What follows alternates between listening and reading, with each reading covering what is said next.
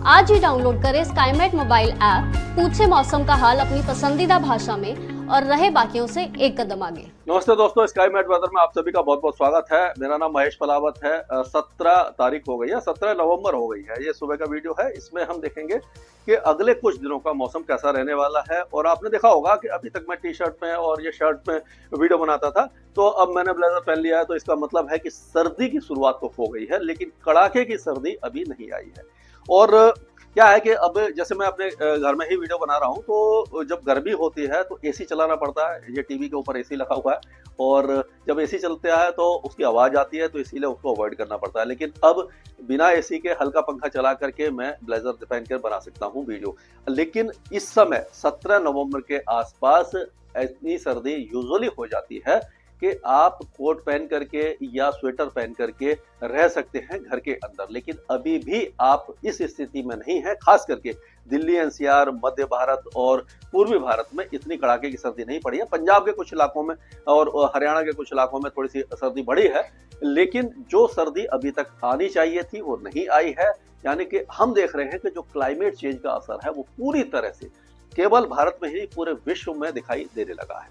अब अगर देखा जाए तो अगर आप कनाडा की बात करें तो कनाडा में भी पिछले साल सर्दी इतनी ज्यादा नहीं पड़ती थी, जिसको ग्रीन विंटर कहते हैं। और इस बार भी कनाडा और यूरोप में जो सर्दी पड़नी चाहिए उस स्पीड से यानी उस इंटेंसिटी से सर्दी नहीं बढ़ रही है। यानी कि ये जो पर्यावरण का असर है केवल भारत पे ही नहीं पूरे विश्व के ऊपर दिखाई दे रहा है। पूरे मतलब कि ग्लोब का जो टेम्परेचर है वो बढ़ता जा रहा है, और धीरे धीरे जो ग्लोबल वार्मिंग का असर भी दिखाई दे रहा है। हर जो साल है वो पिछले सालों की तुलना में ज्यादा गर्म दिखाई दे रहा है। तो इसका असर हमारे पूरे वातावरण के साथ साथ हमारी जो पॉपुलेशन है, जो हमारी आबादी है, हमारे बच्चे हैं, हमारे सबके ऊपर दिखाई देगा। क्योंकि धीरे धीरे ग्लेशियर पिघल रहे हैं। क्योंकि अगर वार्मिंग ज्यादा होती है, स्नोफॉल कम होता है, तो ग्लेशियर पिघलते रहेंगे, और जो वहां से नदियां निकल रही हैं वो धीरे धीरे अगले 20 से 25 सालों में पूरी तरह सूख जाएंगी। और उस नदियों के आसपास जो शहर बसे हुए हैं, आबादी बसी हुई है, और कई जगह पर इरिगेशन यानी कि जो जल है, जो खेतों में पानी लगता है, वो नदी और नहरों के द्वारा लगता है। जहाँ पर सुविधा नहीं है, यानी कि आप कह सकते हैं जमीन में पानी नहीं है या बारिश पर डिपेंडेंट है, तो उन राज्यों का या उन जिलों का भी काफी ज्यादा नुकसान हो सकता है। तो इसीलिए मैं कह रहा हूँ कि मैं क्या कह रहा हूँ कि पूरा विश्व के लोग ही कह रहे हैं कि हम अपने पर्यावरण को सुधारें, ग्रीन हाउस गैसेस के उत्सर्जन को कम करें, जो प्लांट लगाएं, पौधे लगाएं, उनको सस्टेन करें। क्या होता है कि एक ड्राइव चलती है कि लाखों पौधे लगा दिए किसी शहर में, उसके बाद उसको छोड़ दिया और वो धीरे धीरे खत्म हो जाते हैं। तो उसका कोई फायदा नहीं। जब भी आप पौधे लगाएं उनकी देखभाल करें और जंगलों को फिर से हरा भरा करें। और जो कंक्रीट जंगल हम बना रहे हैं यानी कि खेतों खलिहानों को नष्ट करके जो बिल्डिंगें बना रहे हैं उसको अवॉइड करें। और जो आप कह सकते हो कि जो फॉसल फ्यूल है उसकी तरफ से उसको छोड़ करके green energy, solar energy, wind power energy और न्यूक्लियर एनर्जी की तरफ हमें जाना चाहिए। तभी जाकर के हमारे जो पूरे प्लानेट का फिर से पुनर्जन्म हो सकता है। जैसे कोविड में आपने देखा था कि कोविड में केवल 6 महीने के अंदर ही पूरा जो वातावरण था, पूरे विश्व का वातावरण बदलने लगा था। तो ये बहुत बड़ा मतलब इतना बड़ा टास्क नहीं है, इतनी बड़ी वो बात नहीं है कि ये नहीं किया जा सकता। इस पे केवल विल पावर चाहिए, सरकारों की विल पावर चाहिए, लालच कम होना चाहिए, तभी जाकर के ये हो पाएगा। तो ये काफी लंबी बात हो गई। अब हम देखते हैं कि वेदर कैसा रहने वाला है। जो वेस्टर्न डिस्टर्बेंस है वो धीरे धीरे अब आगे बढ़ रहा है। तो कल तक इसने बारिश दी थी, आज बहुत हल्की बारिश वगैरह दे करके ये ऊंचे पहाड़ों पर आगे चला जाएगा और यहाँ पर आ जाएगा। और ये जो एंटी साइक्लोन है ये इधर ही है, और जो हवाएं हैं वो थोड़ी सी तेज हो जाएंगी। या अगर हम इस मैप से देखें तो हम देखेंगे कि वेस्टर्न डिस्टर्बेंस जो यहाँ पर था वो अब इधर आ जाएगा। और इसके कारण क्या हो रहा था कि हवाएं इस तरह से घूम रही थी, तो अब ये जो घूमती हवाएं हैं वो हट जाएंगी। और फिर क्या होगा कि हवाएं इस तरह से आएंगी। यानी कि 2 दिनों के बाद जो उत्तर पश्चिमी हवाएं हैं वो जब आएंगी तो यहाँ पर जो थोड़ा बहुत स्नोफॉल हुआ है या बारिश हुई है उसका जो ठंडक है वो लेकर के आएंगी। तो पंजाब, हरियाणा, दिल्ली, पश्चिमी उत्तर प्रदेश और उत्तरी राजस्थान में 2 दिनों के बाद मिनिमम टेम्परेचर गिरने की संभावना दिखाई दे रही है। मैक्सिमम टेम्परेचर में भी थोड़ी सी गिरावट होगी। अभी ज्यादातर इलाकों में, उत्तर भारत में और मध्य भारत में, पूर्वी भारत में सामान्य से ऊपर तापमान चल रहे हैं, खास करके मिनिमम टेम्परेचर। मैक्सिमम टेम्परेचर सामान्य के आसपास है, कुछ इलाकों में कम भी है। तो अब क्या है कि जो दिन में भी हल्की सी सर्दी शुरू हो जाएगी, यानी कि दोपहर में बहुत ज्यादा कड़ाके की धूप नहीं रहेगी, और पॉल्यूशन जो है वो भी जब सूखी हवाएं चलेंगी, थोड़ा सा स्पीड पकड़ेगी, तो पॉल्यूशन में भी थोड़ी सी राहत मिलने की संभावना हमें दिखाई दे रही है। तो इस तरह का माहौल बनने वाला है। तो ये आप देखेंगे कि वेस्टर्न डिस्टर्बेंस आप देखिए, पहले यहाँ पर आपने देखा था कि यहाँ पे काफी ज्यादा ये येलो कलर था, यानी कि बारिश हो रही थी, लेकिन अब ये धीरे धीरे आगे बढ़ जाएगा और जो दक्षिण भारत में भी थोड़ा सा राहत मिले, मतलब राहत क्या है कि थोड़ा सा मौसम शुष्क हो जाएगा। ये वेस्टर्न डिस्टर्बेंस चला गया। अगला वेस्टर्न डिस्टर्बेंस जो है थोड़ा अच्छा, वो 22 और 23 तारीख को आएगा, यानी गैप काफी लंबा है, मतलब 4-5 दिन का गैप है। लेकिन अगर ये वेस्टर्न डिस्टर्बेंस जो अभी निकला है ये बहुत ज्यादा स्ट्रॉन्ग होता, इसने पूरे पहाड़ों को सफेद कर दिया होता बर्फबारी से, तो क्या होता कि 4 और 5 दिन या 6 दिन का जो गैप है काफी अच्छा माना जाता है। वो क्यों माना जाता है कि जब वेस्टर्न डिस्टर्बेंस आता है तो हवाएं इस तरह से घूमने लग जाती हैं, और जब घूमती हैं तो क्या होता है कि जो मिनिमम टेम्परेचर है वो बढ़ना शुरू हो जाता है, क्योंकि उत्तर जो बर्फीली हवाएं कट ऑफ हो जाती है, यहाँ से जो आ रही होती है इनको ये जो हवाएं है वो काट देती है, तो टेम्परेचर बढ़ जाते हैं। लेकिन क्या होता है कि अगर एक वेस्टर्न डिस्टर्बेंस समझ लीजिए, ये आया वेस्टर्न डिस्टर्बेंस, और उसके बाद यहाँ पर वेस्टर्न डिस्टर्बेंस है, ये है, और इसके बीच में 5 से 6 दिनों का गैप है, तो क्या होगा कि जब ये वेस्टर्न डिस्टर्बेंस दूर चला जाएगा और दूसरा पश्चिमी विक्षोभ आने में समय होगा, तो जो नॉर्मल पैटर्न है हवाओं का, यानी उत्तरी हवाएं वो लगातार 4-5 दिनों तक चलेंगे, और जब ज्यादा दिनों तक चलती हैं तो वो तेलंगाना तक और मध्य प्रदेश और महाराष्ट्र तक के तापमान को गिरा देती है।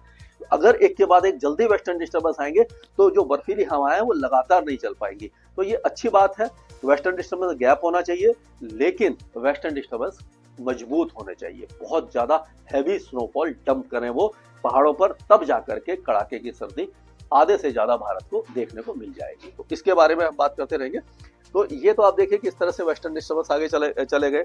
अब जो ये पूरे इलाके हैं उनके बारे में अगर हम देखें तो अब जम्मू कश्मीर, गिलगित बाल्टिस्तान, मुजफ्फराबाद और लद्दाख, इन सारे इलाकों का मौसम लगभग शुष्क हो जाएगा। आज गिलगित बाल्टिस्तान के कुछ इलाकों में हल्की स्नोफॉल और बारिश जारी रहेगी, उसके बाद मौसम साफ हो जाएगा। अगला वेस्टर्न डिस्टर्बेंस 22 तारीख को आएगा।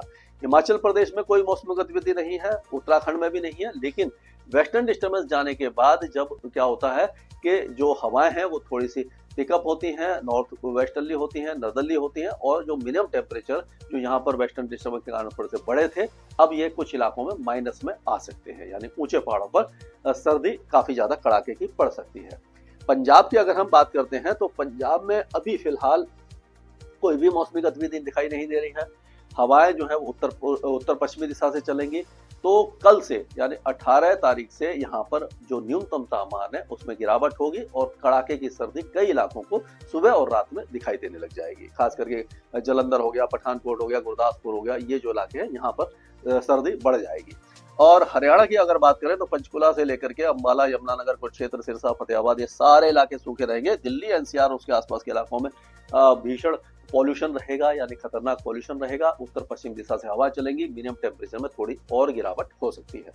और अगर उत्तर प्रदेश की बात करें तो उत्तर प्रदेश में भी जो हवा है वो इस तरह से आपको दिखाई देगी। ये जो है वो हवा इस तरह से पूरा उत्तर पश्चिमी दिशा से हवा पूरे इलाके में आएगी। मौसम साफ रहेगा, सुबह के समय टेम्परेचर गिरेंगे, लेकिन घना कोहरा कई इलाकों में सुबह के समय और रात के समय छा सकता है। आप अपना ख्याल रखें, जब भी बाहर निकलें, ड्राइव करें तो थोड़ा सा सावधानी बरतें। और उसी तरह से ये बिहार में कोई वेदर एक्टिविटी नहीं है, कोई भी मौसमी गतिविधि नहीं है। घना कोहरा छाएगा सुबह के समय में, दोपहर में थोड़ी सी राहत रहेगी, लेकिन रात के समय फिर से कोहरा छाने की उम्मीद है। झारखंड में भी इसी तरह से धुंध और कुहासा छाएगा, तापमान में हल्की गिरावट देखने को मिलेगी, ज्यादा गिरावट अभी फिलहाल नहीं है। अब पश्चिम बंगाल की बात करें तो कलिम्पोंग, जलपाईगुड़ी, अलीपुरद्वार, कोचबिहार, ये सारे इलाकों में जहाँ पहले बारिश हो रही थी अब मौसम साफ रहेगा, शुष्क रहेगा, टेम्परेचर थोड़ा सा गिरेगा, लेकिन कड़ाके की सर्दी का इंतजार लंबा है। उत्तर पूर्वी राज्यों में भी कोई मौसमी गतिविधि नहीं है, कोई भी वेदर एक्टिविटी नहीं है। अभी यहाँ पर फिलहाल टेम्परेचर नहीं गिरने वाले हैं। अगर हम राजस्थान की बात करें तो राजस्थान का मौसम काफी ज्यादा गर्म है, दिन में काफी ज्यादा गर्मी अभी भी बनी हुई है। रात का मौसम थोड़ा सा ठंडा होने लगा है, लेकिन दिन में जो गर्मी है वो अभी बरकरार रहेगी। यानी कि वैसे तो इस समय टेम्परेचर गिरना शुरू हो जाते हैं, लेकिन लंबा इंतजार करना पड़ेगा। मध्य प्रदेश में भी यही हाल है, छत्तीसगढ़ में भी यही हाल है, और उसी तरह से उड़ीसा में भी। ये तीनों राज्यों में मौसम शुष्क रहेगा, गर्म रहेगा। सुबह के समय कुछ इलाकों में हल्की धुंध छा सकती है। उत्तरी जो इलाके हैं मध्य प्रदेश के, वहां पर कोहरा भी छा सकता है। बाकी इलाके सूखे रहने वाले हैं। अब गुजरात की बात करें तो गुजरात में भी दिन काफी ज्यादा गर्म रहेगा। कोई भी मौसमी गतिविधि नहीं है। जो रात के टेम्परेचर गिरने चाहिए वो अभी नहीं गिर रहे हैं। तो फसलों को इंतजार है, क्योंकि रबी की फसल में तभी दाने आते हैं और अच्छे दाने आते हैं जब टेम्परेचर गिरता है। तो लेकिन अभी लंबा इंतजार करना पड़ेगा। महाराष्ट्र की अगर हम बात करते हैं तो महाराष्ट्र में अभी हम देखेंगे कि ये रत्नागिरी, रायगढ़, सतारा, सांगली, कोल्हापुर, यहाँ पर हल्की बारिश हो सकती है। रायगढ़ में भी और ये उसके आसपास के इलाकों में हल्की बारिश की संभावना है। बाकी सारे इलाके नागपुर, अकोला, वाशिम, भंडारा, धुले, नंदुरबार, नासिक, संभाजीनगर, ये सारे इलाके जो है वो सूखे रहेंगे और गर्म रहेंगे। अब टेम्परेचर थोड़े गिर रहे हैं लेकिन बहुत ज्यादा नहीं। तेलंगाना में जो वेदर एक्टिविटी दक्षिणी में हो रही थी वो खत्म हो गई है, पूरी तरह शुष्क रहेगा। कोस्टल आंध्र प्रदेश के यानी कि ये श्रीकाकुलम, विजयनगरम, विशाखापट्टनम, ईस्ट गोदावरी, वेस्ट गोदावरी, कृष्णा, ये सारे इलाके सूखे रहेंगे। लेकिन दक्षिणी आंध्र प्रदेश में हल्की बारिश हो सकती है। और कोस्टल आंध्र प्रदेश, तिरुपति, नेल्लोर, ये जो इलाके यहाँ पर तेज बारिश की संभावना है। कर्नाटक के कई इलाके अभी भी बारिश देखेंगे। उसी तरह से तमिलनाडु और केरल में भी बारिश की गतिविधियां लगातार जारी रहने की संभावना है। लक्षद्वीप में हल्की से मध्यम बारिश होगी, लेकिन अंडमान और निकोबार द्वीपों में बारिश की संभावना नजर नहीं आ रही है। तो हम कह सकते हैं कि दक्षिण भारत में जो बारिश की इंटेंसिटी है थोड़ी सी कम हो सकती है। जो पहाड़ों पर बर्फबारी और बारिश हो रही थी समाप्त हो जाएगी। उत्तर भारत, मध्य भारत और पूर्वी भारत के साथ साथ उत्तर पूर्वी भारत का मौसम भी शुष्क होने की संभावना नजर आ रही है। दिल्ली के पॉल्यूशन में हल्का सुधार हो सकता है, लेकिन बहुत ज्यादा सुधार नहीं होगा, इसीलिए अपना ख्याल रखें, ध्यान रखें अपना। धन्यवाद। स्काईमेट वेदर में अभी के लिए मौसम से जुड़ी सटीक जानकारी और खबरों के लिए हमारे YouTube चैनल को सब्सक्राइब करें और बेल आइकन दबाकर हर खबर पर रखें नजर।